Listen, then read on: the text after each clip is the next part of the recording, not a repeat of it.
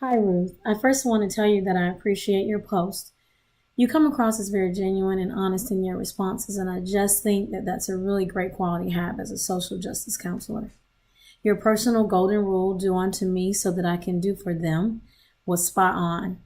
I thought in that research shows that counselor impairment occurs when one does not maintain one's own self-care, which requires one to practice self-reflection, self-evaluation, and maintain the one's own wellness as you stated.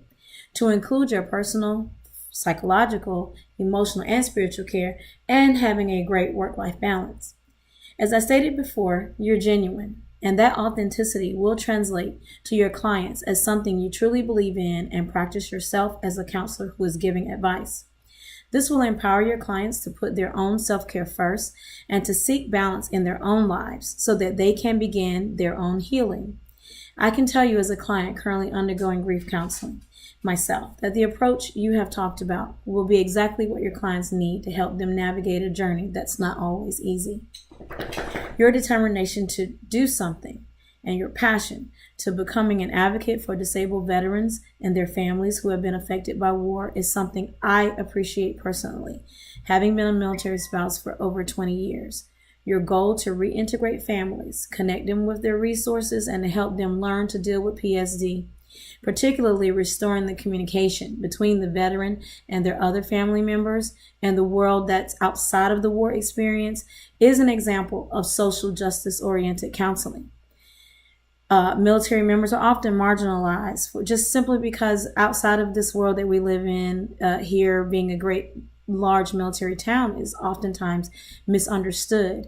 PTSD is often misunderstood, especially because it doesn't always relate to war specifically. Being a teacher in a large in this military community. I work with a social worker in my school and with the counselor for in a military support group, and have seen many students who are struggling to understand their parents' symptoms and behaviors as a result of PTSD. And we've also dealt with both depression and, unfortunately, suicide.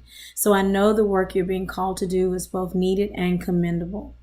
And I know that you are practicing what it says in 2 Corinthians 1, 3 through 4, which is praise to the God and the Father of our Lord Jesus Christ, the Father of compassion and the God of all comfort, who comforts us in all our troubles so that we can comfort those in any trouble with the comfort we ourselves receive from God. Ruth, I commend you for your work. I thank you for your honesty about taking care of ourselves first, because that's often definitely not stated usually, and we're not usually permitted to do that. I hope that God blesses you and keeps you, Ruth. Thank you so much.